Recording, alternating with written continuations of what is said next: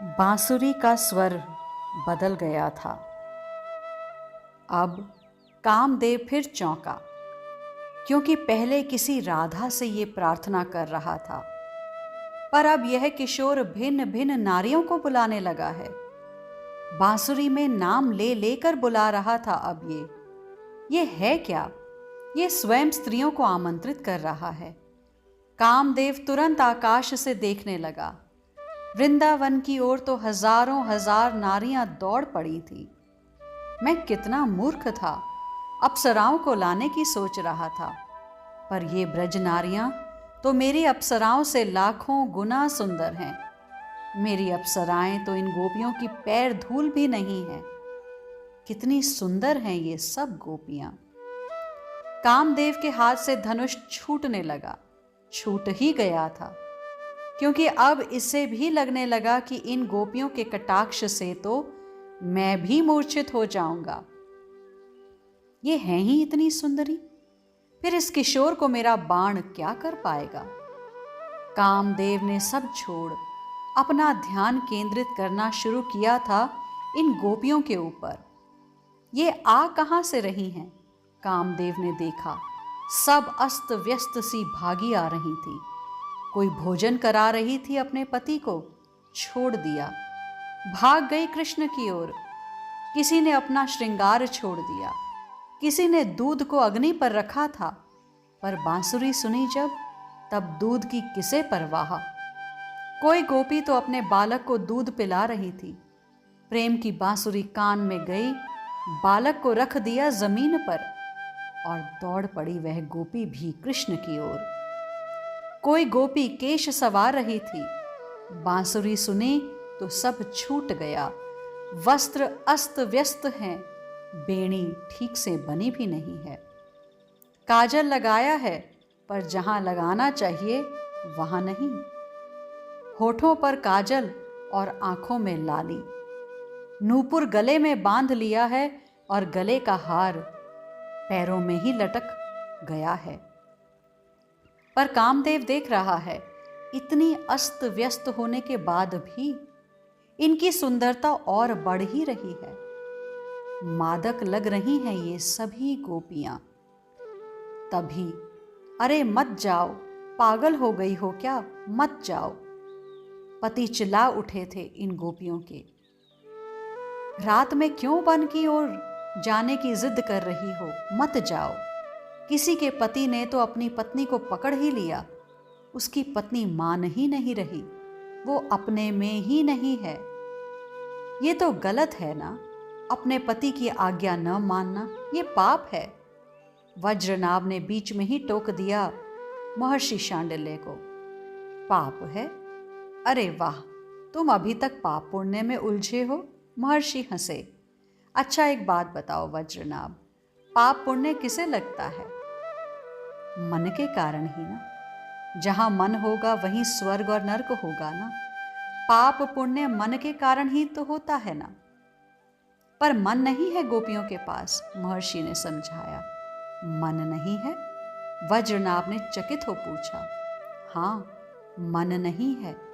बांसुरी बजाकर गोपियों के मन को पहले ही चुरा लिया कृष्ण ने।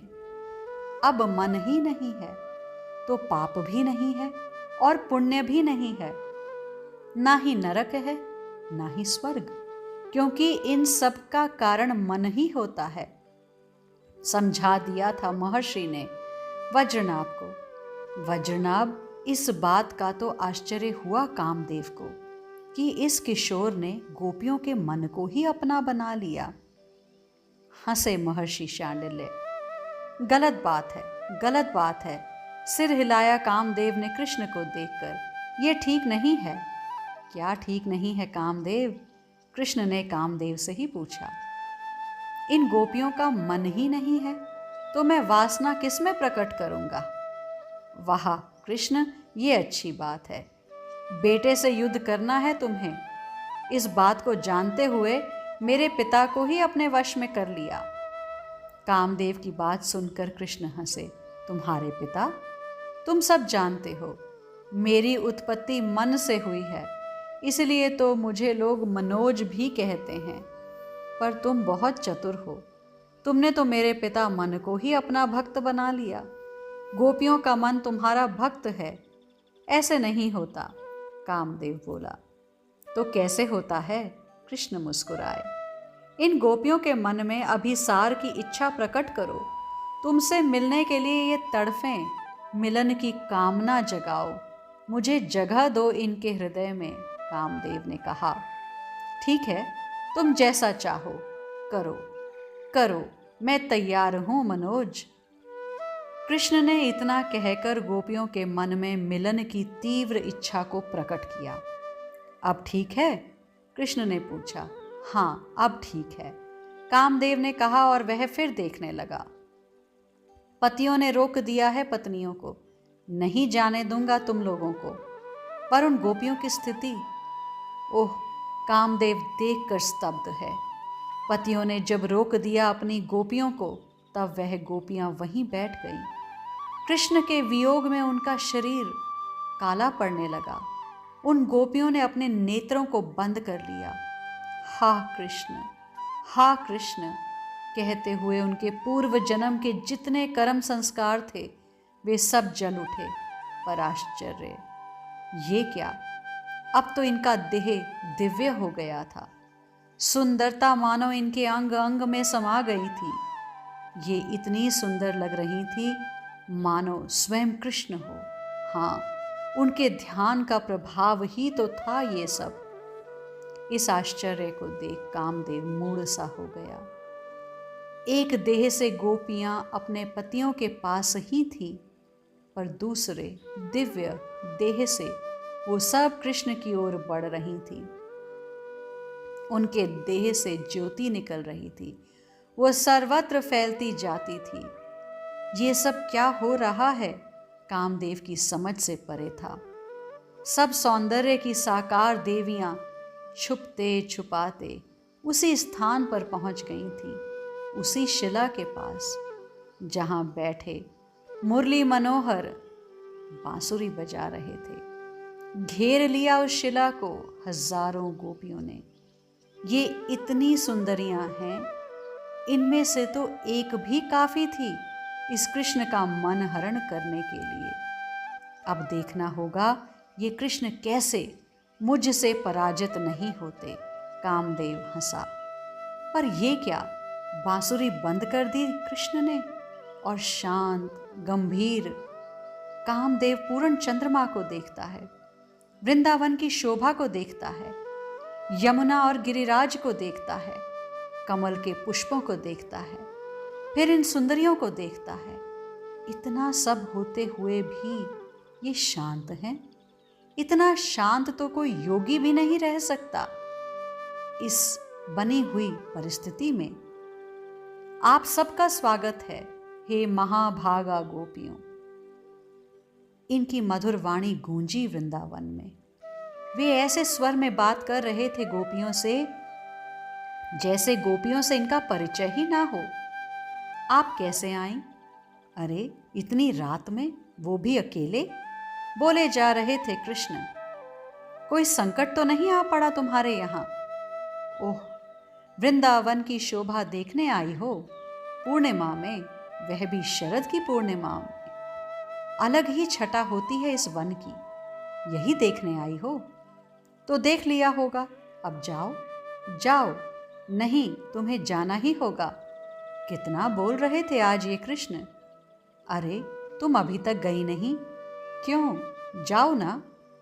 अच्छा, बैठो, मैं तुम्हें आज एक बात बताता हूँ। ये तो उपदेशक बन गोपियों को उपदेश देने लगे थे। ध्यान रखना हे गोपियों, पत्नी का पति ही देवता होता है। पत्नी को छोड़कर किसी को मानना ये भी अपराध है, पाप है। पति ही देवता है, पति ही ईश्वर है। पति की सेवा ही सबसे बड़ी सेवा है। और हाँ, पति चाहे जैसा हो, शक्तिहीन हो, भाग्यहीन हो, धनहीन हो, भले ही संसार उसकी निंदा करता हो, पर पत्नी को चाहिए ऐसे पति को भी छोड़े नहीं, उसकी सेवा करके उसे प्रसन्न रखे। कृष्ण बोले जा रहे हैं। कामदेव बड़े ध्यान से सुन रहा है, पर गोपियों ने अपने मस्तक को झुका रखा है। तुम कुछ बोलती क्यों नहीं? और मेरी ओर देखो। जैसे ही कृष्ण ने कहा, गोपियों ने कृष्ण की ओर देखा। उनकी आंखों का काजल सब बह गया था आंसुओं में। उनकी हिलकियां बंद गई थी। अपने पैर के अंगूठे से धरती को खोद रही थी। ये क्या कर रही हो? कृष्ण ने पूछा। सीता जी के लिए धरती फटी थी ना, आज हमारे लिए भी फट जाए। ये क्या कह रही हो? कृष्ण ने समझाना चाहा। क्या कह रही हैं हम? सही तो कह रही हैं, पर शास्त्र में लिखा है ये सब। कृष्ण ने कहा। भाड़ में जाए शास्त्र। कृष्ण, जो शास्त्र तुमसे हमें अलग करे, उस शास्त्र से हमें क्या लेना देना? धर्म कहते हैं ऐसा कि पति ही सब कुछ होता है पत्नियों का। कृष्ण फिर समझाने लगे। क्या सबके पति तुम नहीं हो?